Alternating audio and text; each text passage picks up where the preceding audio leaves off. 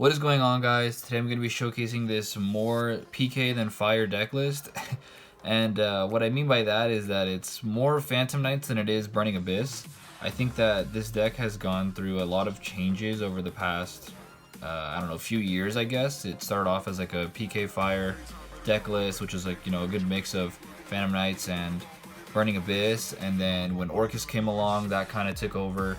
And then Orcus kind of took the stage for that, but that deck was kind of more like a hot mess.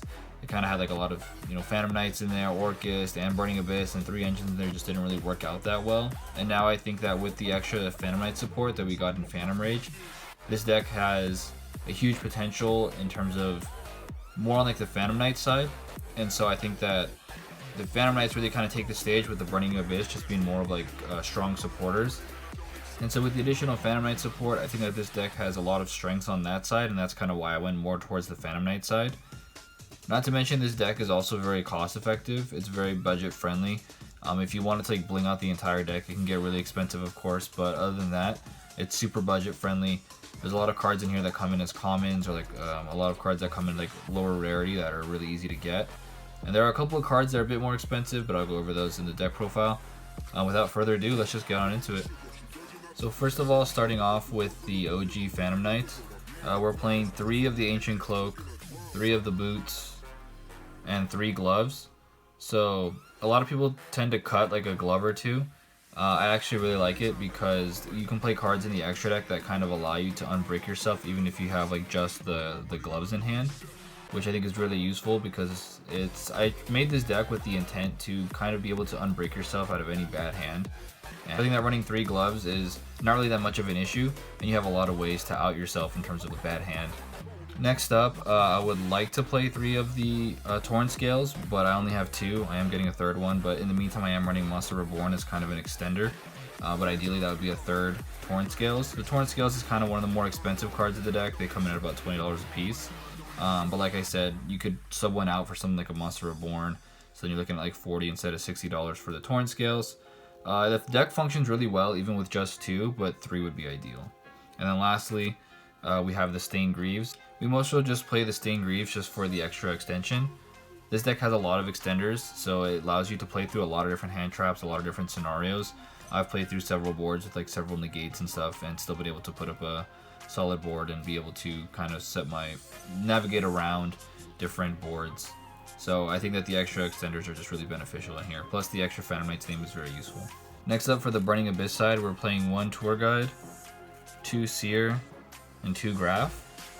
The reason I'm only playing 1 Tour Guide is just because Tour Guide is very hand trappable. So if you get ashed, you know, you summon Tour Guide, get ashed, then you're basically done for the turn. There's not a whole lot you can do after that. If it gets Veiler, it's same scenario. If it gets Ghost Ogre, pretty much the same thing. Impermed, all that kind of stuff. If this is your only option to start setting up your combos and this gets hand trapped, you basically lose the duel. So with that, I only have the 1 Tour Guide. There is an additional extender that you can use with that to help kind of protect it, and I'll go over that as well. But just the fact that as a starter, it's just really bad if that's the only thing that you have. Not to mention, like, let's just say it gets Veilered, you can't even use the other Burning Abyss monsters to special summon themselves because it's not a Burning Abyss monster. But the two, you're mostly going to be using Tour Guide to get out Graph, and then after that you're going to go into Seer after you Link Summon. But basically you're just using Tour Guide to get to Graph, which makes it really easy. That's pretty much going to be it for the Burning Abyss monsters. Like I said, super light on the Burning Abyss. You could run more Burning Abyss if you'd like, and if you did that, I would recommend maybe cutting out a couple of the other extenders and maybe making some changes in the extra deck to account for that. But I think that this is kind of the more optimal build. As far as the extenders go, we're looking at 2 of the Danger monsters, 1 Jackalope and 1 Snick. We're looking at the Terratop and Talkin' Tomborg, and 3 Kagemucha Knights. So the reason why we're running these is the Danger monsters are really useful, especially when paired with the Torn Scales, because Torn Scales, you can use the effect of Torn Scales to discard one of them, and then you get the effect of them immediately. Other than that, you could actually just use the effects normally and just be fine, just because you're usually going to be putting an extra Phantom Knights into the graveyard, and so that way you can extend from there, and then sometimes you can get to like draw a card, things like that. But like for Jackalope, you can like special summon the Snick from the deck, with this neck, you summon itself or you draw a card, stuff like that. Terratop and Takentomborg, I don't see that many builds with this anymore, but I actually really like it because if you start off with Terratop, you automatically basically get a free link into Cherubini. And yeah, they could like Ash Terratop or whatever, but you've only special summoned so far. You still can normal summon and go into Cherubini, things like that. So it's really just kind of like, if they hand trap this, they can do it and it's fine. It's mostly just an extender for you. And then also, even if you like hard draw Takentomborg without Terratop, this still isn't even a dead card because you run cards in the extra deck that will actually allow you to use Takentomborg, like we're running Leviair, which is another wind monster, so you can actually special summon Takentomborg from the hand. So it's not even really like a brick, even if you draw one without the other, which is great. Next off, we have the 3 Kagemucha Knights. These are really good for chain blocking, especially like if you have Tour Guide, you summon Tour Guide, block it with the Kagemucha Knight. That way your opponent can't Ash your Tour Guide, which is super helpful.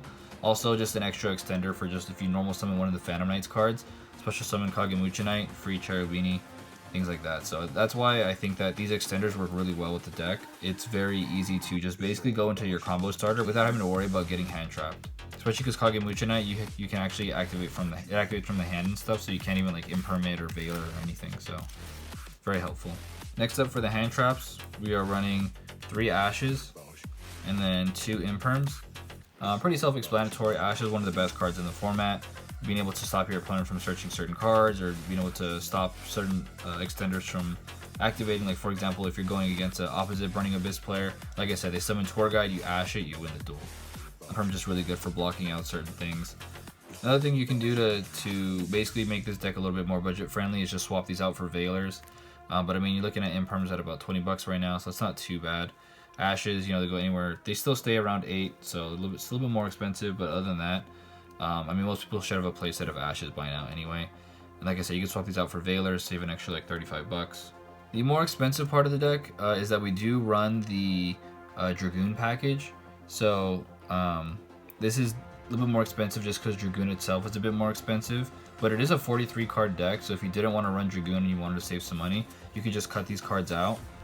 You don't really need them. It is helpful for adding additional negate on the board essentially for free. But it's not necessary for the deck. But I actually really like it in the deck. If you can do it, I definitely recommend doing it. We run 1 Rhoda, 1 Called by the Grave, and then 1 Foolish. Rhoda is pretty self-explanatory, allowing you to grab basically any Phantom Knights that you're missing. Called by the Grave to stop your opponent from hand trapping you. Pretty useful, especially if you have like Tour Guide and Called, then you're basically super safe to just go ahead and summon Tour Guide, and if they Ash it or whatever, you can just Call by the Grave. And then Foolish is just a really nice extender. Always a good card to have in a very graveyard heavy deck. And then lastly, for the Phantom Knights trap card support, basically we're looking at the 3 Fog Blades. Pretty self-explanatory card, really good all around. 1 Night Sword and 1 Wing. These are just to have basically other Phantom Knights trap cards that you can activate in the graveyard with different names, because obviously if you just have the 1 Fog Blade in the grave, you can only special summon once. These are very helpful for when you need to like do additional extensions and you're running out of cards that you can use in the graveyard. These are really good. They also pair really well with Torrent Scales as well, because if you banish one of these, special summon a Phantom Knights, you can use Torrent Scales effect to summon itself from the grave, which is super helpful. I would say Torrent Scales is probably one of the main components of the deck that really help you combo and extend off. You also run 1 of the Shade Brigading, really good for extending. So you basically run this to help you unbreak yourself in the case where you do have like that hand that's just basically 1 gloves. And you can actually go from gloves with a couple cards in the extra deck to basically unbreak yourself and at least put something on the board like Dragoon, which is why I definitely recommend running Dragoon. And then lastly, 1 rank up Phantom Knights rank up Magic Force. This card is actually just really fun to use. We run it to basically allow ourselves to put on the board after turn 1 just a bunch of monster negates, and it basically allows you to rank up into either basically more negates or to even just basically game enders, and I'll go over that when I go over the extra deck. Now for the extra deck, like I mentioned, I basically made this to help unbrick yourself out of any like scenario. So there's gonna be some choices in here that may seem a little odd, but when I go over how they all work together, I think it'll make a lot of sense. The first thing is the Cherubini. I've been referencing this a lot. Basically your combo starter, really good card because you can't Ash it because its effect to send from deck to grave is a cost, not an effect. So you can't Ash that. You can Veiler it on summon, or you can like Imperm it on summon. but that's basically the one thing you can do. And it basically allows you to either send a Phantom Knights card from the deck to the grave, or you can like send Graph to allow you to summon Seer, and then that way you can like link these off into Rusty Bardiche, and then you get special summon Cherubini back to use for later. So obviously Rusty Bardiche is basically the heart of the deck. You can send any Phantom Knights card or any Phantom Knights monster from the deck to the grave to set a Phantom Knight spell or trap. Super useful for loading up your graveyard, and also being able to set the Fog Blade. Not to mention, on top of that, it has the effect of when a Dark Xyz monster special summon to a zone it points to, it gets to pop a card. So very helpful in establishing your own board turn 1, or basically helping to break your opponent's board turn 2. We also run the Predaplant Vert Anaconda, as well as the Dragoon. Obviously the Predaplants for summoning Dragoon, we're not going to really be hard summoning Dragoon if we can help it. And so, like I said, you don't have to run these two.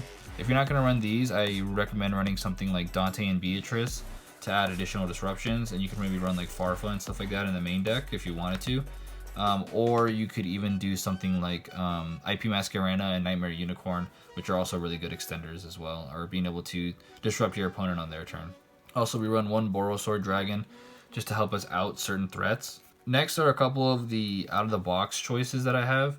One is going to be the Salamangreat Almirage, and the other is going to be Link Spider. So these are very helpful for, like I said, unbreaking yourself. So if you start off with something like the the Gloves, you can actually normal summon Gloves, go into Almirage, and then use Gloves effect to send the Cloak to the grave, and then from Cloak, get the Phantom Knights, the Bardiche, or sorry, not Bardiche, the Shade Brigadine. Special summon it, go from Shade Brigadine into Link Spider, use these two to go into Predaplant, and then go into Dragoon. So at least that way, even if you have a really crappy hand, you at least end on Dragoon.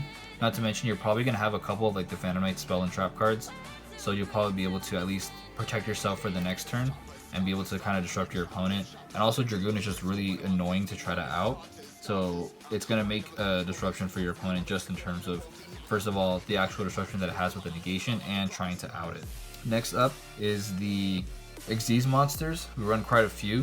So first off, we have Double Breaksword. I mean, pretty self-explanatory. One of the best Phantom Knights, or I think one of the only Phantom Knights Xyz monsters that people generally run.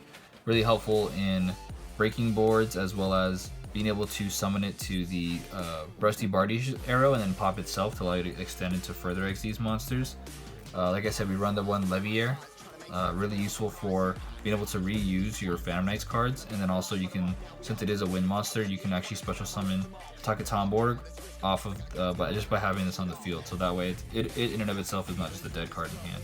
And that's gonna do it for the rank 3s. As for the rank 4 monsters, we run one Evil Swarm Nightmare. Really good for being able to disrupt your opponent.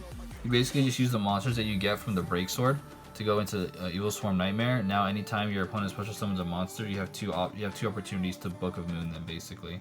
So really good for disrupting your opponent. Also, Raider's Knight.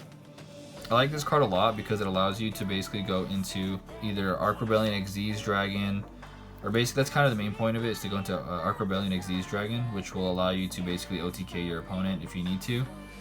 So if you go second, or if you have like monsters that are really hard to out, you can kind of bait out some negates, go into Raider's Knight, and then go into Arc Rebellion, and then basically just end the duel from there. Also, we were running Dark Rebellion Xyz Dragon and the Dark Requiem Xyz Dragon. This is mostly what you're going to be using for the rank up card. So basically what you're going to do is you're going to go into the Breaksword, pop itself off of the Rusty Bardiche, and then after that you have two level 4 Phantom Knights monsters on your field. You go into Dark Rebellion Xyz Dragon off of the boots and graveyard. You search the rank up card, and then you set it, and then on your opponent's turn you rank up into the Requiem Xyz Dragon. So now you put this in a zone that the Bardiche points to. So then now you get to pop a card, and now you have basically 3 monster negates in addition to whatever you had already. So normally you can actually end on a board that will allow you to have something like along the lines of like anywhere between like 5 to 7 monster negates, which is pretty insane, especially because one of them is actually Dragoon. So with Dragoon, you can also negate just like basically anything, and not to mention any hand traps you might have. So overall, I think that this extra deck is really useful for unbreaking yourself and being very utilitarian, being able to access basically whatever you need whenever you need it. So that way it allows you to either OTK your opponent if you need to, or you can set up control. The nice thing about this extra deck is that it's actually pretty affordable. I mean, this version of Cherubini, I think it's like 15 bucks, but you can get like the ultra rare that comes out of the tin for like $2 or $3. Even like Rusty Barty is only a couple bucks. Obviously, Preda and the Dragoon are a little bit more expensive, but like I said, you don't have to run those if you're looking for more of a budget option. Even Borrelsword's pretty cheap now, like a few bucks for the gold rare. And then everything else you can either get as like commons or supers or stuff like that, and they're pretty affordable. I think other than those, the most expensive card might be like the Rebellion Dragon, which is probably like $6, I think. So nothing crazy. You can find like commons of these guys. So overall, pretty affordable. And the main deck is pretty cheap too. Like I said, everything comes in like low rarity stuff, so you can pick them up pretty easily. So yeah, that's pretty much going to be it. I hope you guys like this version of the build. I think it's a build that really allows you to kind of play how you want, and really allows you to work around certain scenarios that normally this deck might have a harder time. And it may take a little bit of extra deck space for certain things, like for example the Link Spider and the Almirage, but I think ultimately it really helps you get out of like those really weird situations. You might want to replace these two as well if you're not going to run the Dragoon engine, just because these are kind of mostly to get you into Dragoon, but without having Dragoon they're kind of useless. So you might want to just run something else that is a little bit more helpful. Like I said, you could run the IP Masquerena with like Nightmare Unicorn, and maybe run a couple other things. You could even run like Appaloosa if you wanted to as well, just have a bunch of negates on the board. The deck is pretty versatile on what you can do with it, and it's pretty open for being able to kind of mix and match certain things.